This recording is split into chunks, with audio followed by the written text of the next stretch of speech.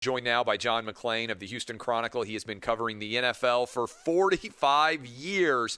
Few people in the entire country know more about the NFL or its history. John, what do you feel like? I'm curious, after all these years, when the Super Bowl happens, I always feel a bittersweet moment because I'm excited to be able to, hey, let's say, go out to dinner on a Monday night and not worry that I'm going to miss some massive story. Or if I'm going out on a Thursday night, I don't have to worry about Sunday, managing it all. But also I'm like, man, that's a long desert until football is back in August. You've been through this a lot. What is your general sort of emotional state when football finishes in the NFL with the Super Bowl? First of all, Clay, I'm sad every year when the season is over. I am also I get really excited about the start of training camp, the start of regular season, the start of playoffs, and then sad when the Super Bowl is over. I always write a follow column. It's a whole lot different now than it used to be. It's a 24/7 job covering the NFL. There's very little time off. There's always news. In the old days, once the Super Bowl was over, you didn't have a combine, or if you did, it was nothing like it is now. When I started going to the combine 35 years ago, there were like 5 writers there. And so you had to draft, and you do a draft series, and then once the draft was over and you did stories for about a week, you waited for training camp, and you can't do that anymore.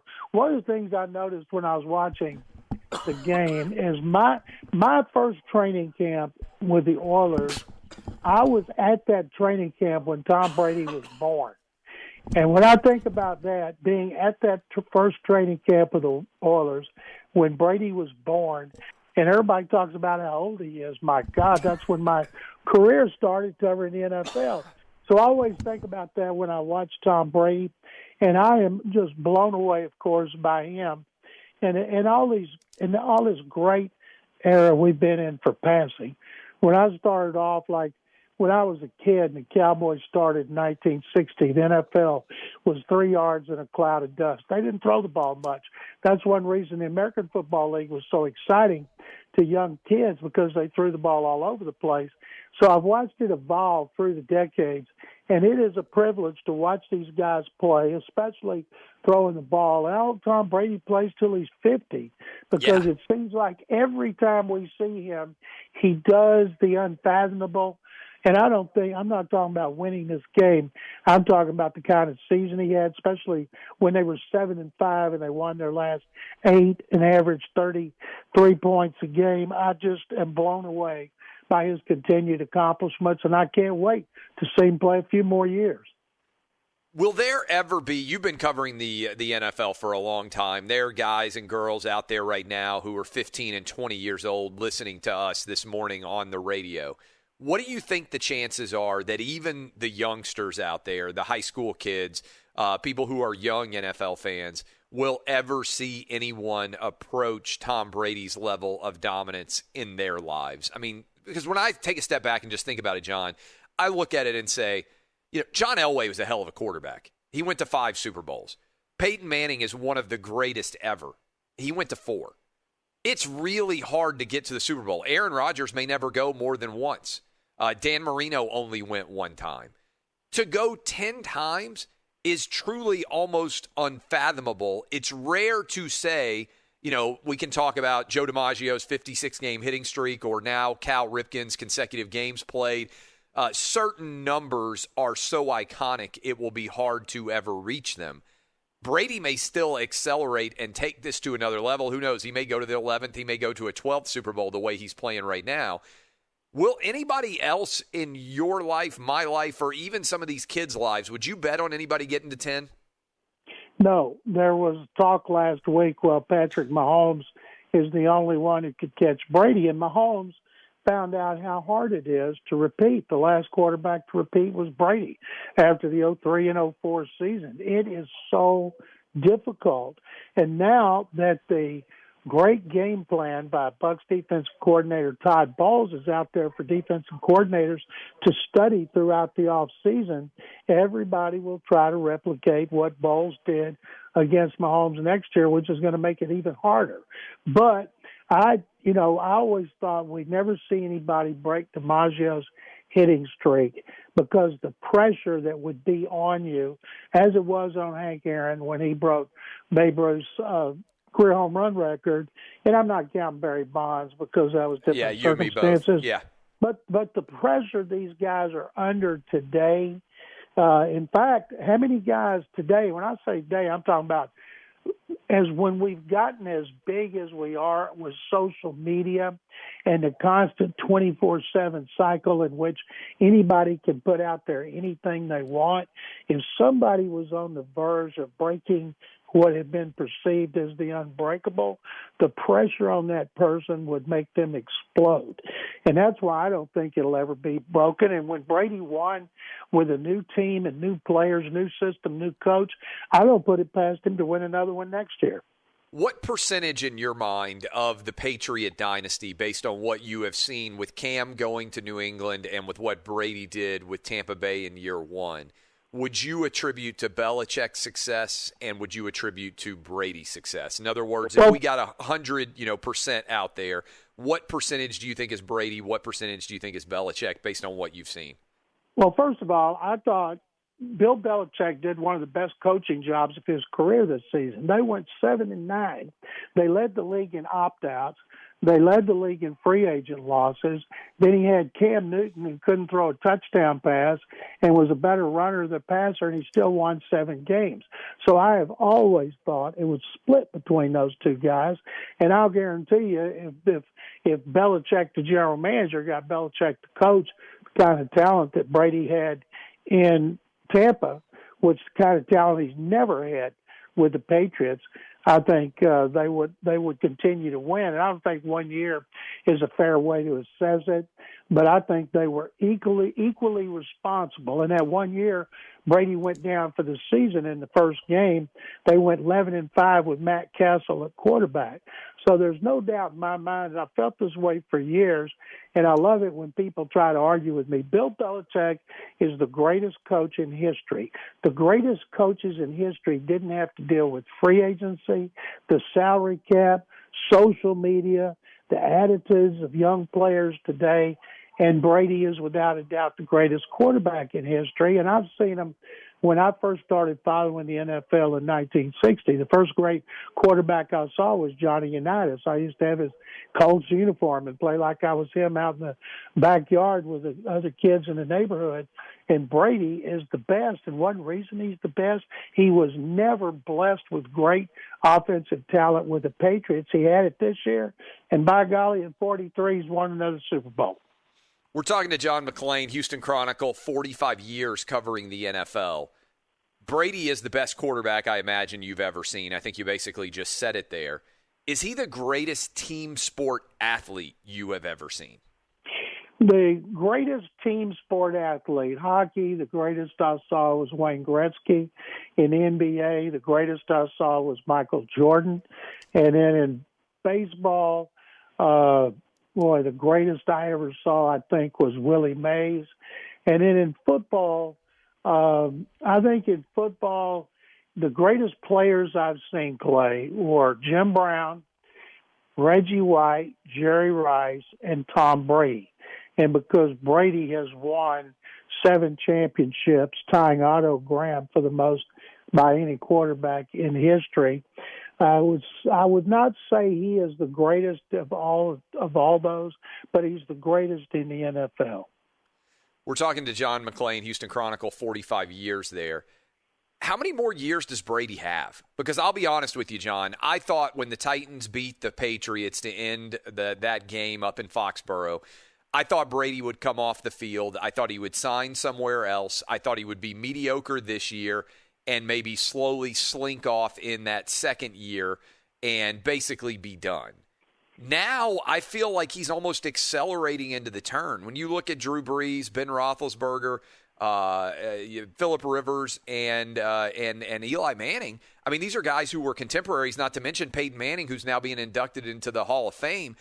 I mean, these were guys who were his contemporaries. They're all done or fading rapidly, and yet Brady seems like he might have posted his best season ever. What's going on here? One of the reasons is Brady has stayed healthy. He's been very, very fortunate. He's worked like crazy, but a lot of players work like crazy and still get hurt. And I think all those guys, Aaron Rodgers right now, I think he's 37 coming That's off right. a third MVP award, same number as Brady. Peyton won 5. He's the all-time leader. Peyton, of course, had the neck injury, came back better than ever, established records, and then went downhill in his last year, but still won that second Super Bowl. Something to keep in mind about Brady, and I was with you, when they were 7-5, he had 28 touchdown passes and 11 interceptions. In their 8-game winning streak, he had 22-4. And in the last game he played, the Super Bowl, his rating was the third best of his season at 43, the third best in the last game of the season for him. And he was phenomenal. While poor Patrick Mahomes had the worst rating of his career. Yep. First time he hadn't thrown a touchdown pass since the fourth game of 2019. And, of course, he's still, to me, the greatest quarterback in the NFL. If you ask everybody in the offseason, if you could have any quarterback, who would it be? I think everybody would start with Mahomes. But the fact that Brady is such a workout fanatic, he's got it all down. And I think now that he's got all that talent around him, even though they have some free agent issues, I think next year won't surprise me at all. Instead of all of us thinking his career is just about over, he got that fork awful close to him, I think a lot of people are going to pick him to win a Super Bowl again. And if not, they'll probably pick the Chiefs.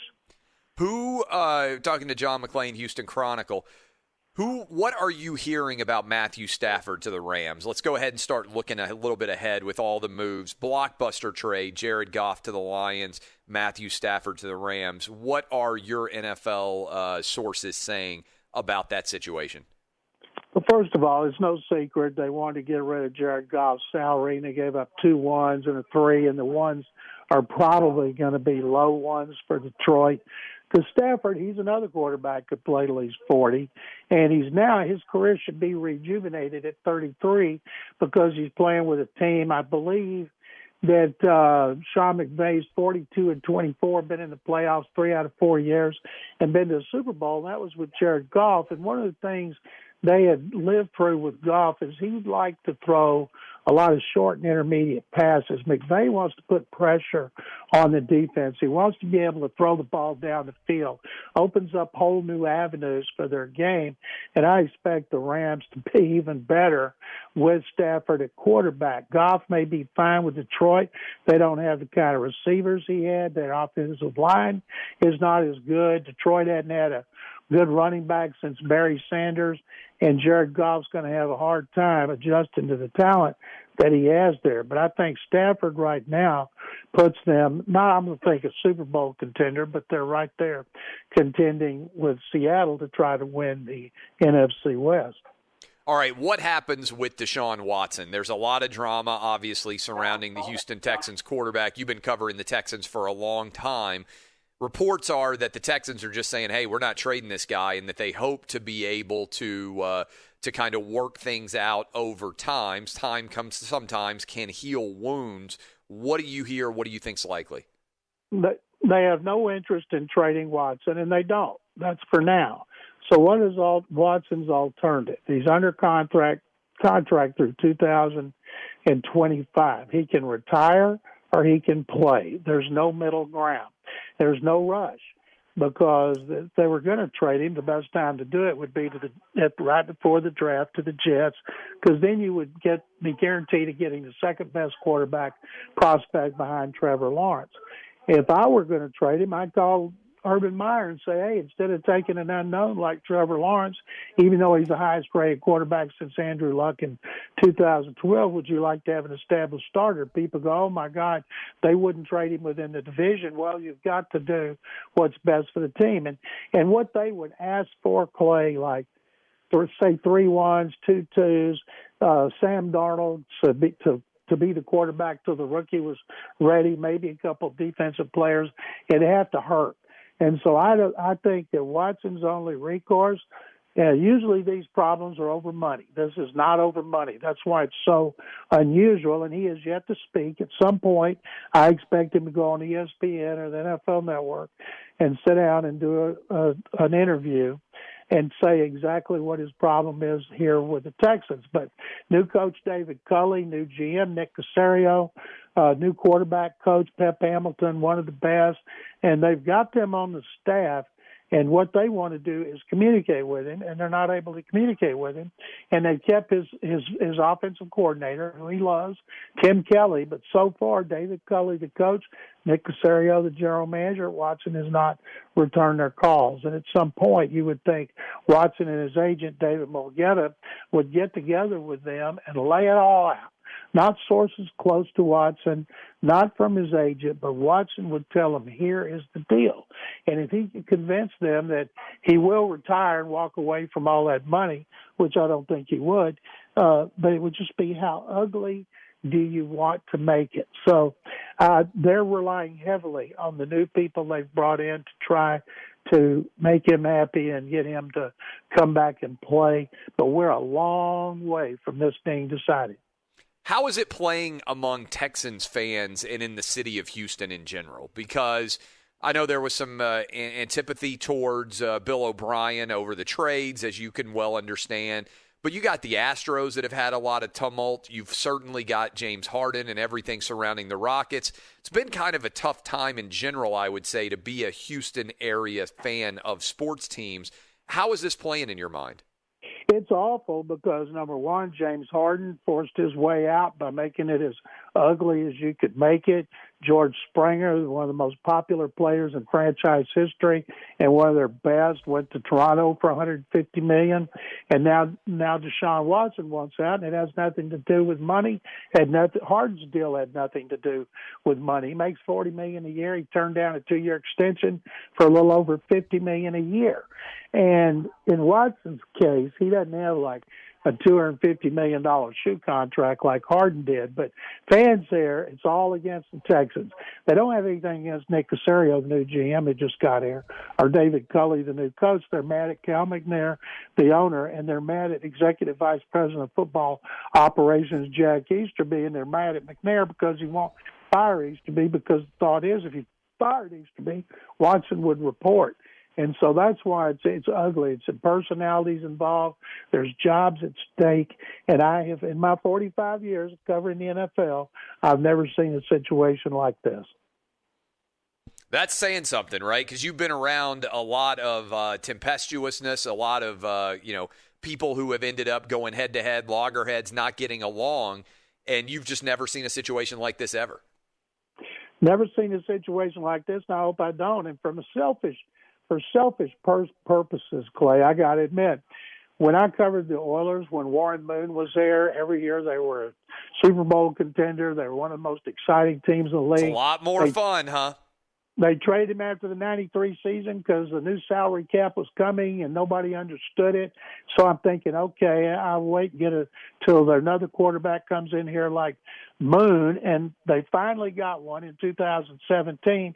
Selfishly, I don't want him to be traded because I love watching the guy play because he's fantastic. He's a great guy. He's 25 years old. He's a pillar of the community. Fans love him. Media love covering him. There's nothing wrong with Deshaun Watson, any part of his game, but he wants out. And they spent all that time trying to find a Deshaun Watson. I'm too old to have to watch him start over. John, what do you watch? I appreciate all the time, as always. John McClain, Houston Chronicle. What are you watching now? So football's over. I know you watched Yellowstone, right? I've watched every episode of Yellowstone. I've watched every episode of this new Big Sky on ABC because I wanted to. The writing's not very good, and does nothing like Yellowstone. One of the things I've done, a friend of mine I was in a movie with back in the mid-2000s, Anson Mount from White Bluff, Tennessee. Yeah, I met him at one of your charity events. Good guy. Yep, and University of the South. Anson was Captain Pike on Star Trek Discovery, And so I got all access on CBS, went back, watched every episode. Now he's getting a new show. So I'm going online, watching a lot of things like that, a lot of British shows I like, Midsummer Murders, The Fall, Lewis. There are a lot of mysteries, and my wife and I like to watch, because the British, they don't carry guns. You don't see many fights.